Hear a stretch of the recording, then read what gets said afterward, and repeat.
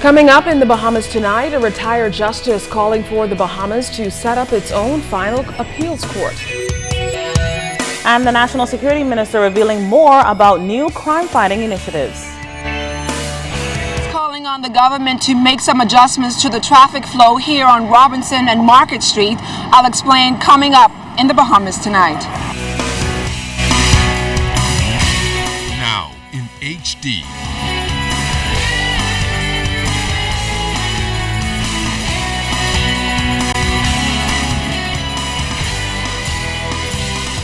ZNS Network presents The Bahamas Tonight. This portion of the news brought to you by BTC Every Day. A legal scholar says the Bahamas should not be held hostage by the Privy Council. Good evening, everyone. I'm Keishla Adderley. And good evening, Bahamas. I'm Altaviz Munnings. A call from a retired justice for the Bahamas to move away from the Privy Council and establish its own final court of appeal. Now, his comments came at the opening of the Court of Appeal's legal year yesterday, where he said the court has advanced and developed since it's been established. In referencing the improvement over the year of the court's sittings, the justice says the Court of Appeal has demonstrated its ability to be the final high court of the Bahamas. Clint Watson leads us off tonight. I hope that the future of this court would be sufficiently glorious to include being the top of the ladder in a two-tiered judicial system.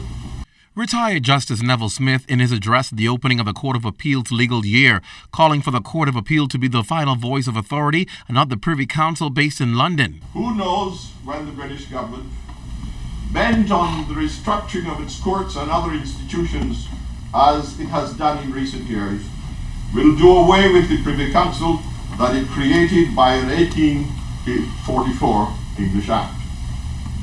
Should we not set up our own final court in our own deliberate time, rather than continue to perch on the doorsteps of the Foreign Office in London and wait to be embarrassed by the British government doing away in their time with the Privy Council, and cause us here to run helter-skelter to make up in indecent haste a replacement court?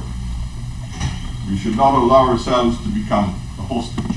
The retired justice says as a sovereign nation, the Bahamas should rely on our Constitution, which empowers us to oversee judicial matters. But it is time that we have courts like this Court of Appeal that accept that we are governed by a Constitution which says how the laws of the Bahamas are to be made, rather than be constrained by a court sitting in a foreign land that only functions in a common law system which it has always followed. Smith says while there may be considerable opposition to the idea of the Court of Appeal as a final voice in the judiciary, he believes it is the right move. But there must eventually be a realization and acceptance that the Bahamas cannot indefinitely rely upon the good graces of the British government to provide at virtually no cost to the Bahamas the most important spoke in the judicial wheel. A well-managed colony must sooner or later, and preferably sooner, take responsibility for choosing the courts to which it will carry its cases, particularly its highest courts. Clint Watson, ZNS Network News. With 149 murders on record in 2015 and 8 so far this year, the National Security Minister, Dr. Bernard Nottage, says the government is challenged to transform the lives of residents who live in crime-plagued areas. In the coming days, the police commissioner will reveal his crime plan for 2016. But in the meantime, the National Security Minister says residents in communities like Bain and Grandstown, Centerville, Pinewood, Engliston, Nassau Village, and Yellow Elder can have a significant impact on the fight against crime if they're engaged. Already started a group, what we call the Northeastern Group, which is primarily Kemp Road, the Montague area, varies between Collins Wall and Eastern Road, and between Bay Street and Robinson Road. In that whole area, we are developing a community organization which is committed to helping us in the fight against crime. But in doing that, they're going to also challenge the businessmen and the churches and all these people to bring their skills to this venture. In other news this Friday, former Free National Movement Senator John Bostwick Jr. says he wants to continue in politics despite being convicted of ammunition possession. The 44-year-old spoke to our Jimenita Swain.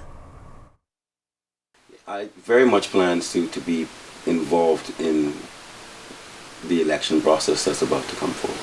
That's the hope for former Free National Movement Senator John Bostwick on his political future. Flanked by his parents, he said he's happy that no custodial sentence was imposed upon him following his conviction for possessing 10 live .22 bullets by Magistrate Andrew Forbes. Despite the conviction, Bostwick maintains his innocence, but he said there still remains work to be done as it relates to his case.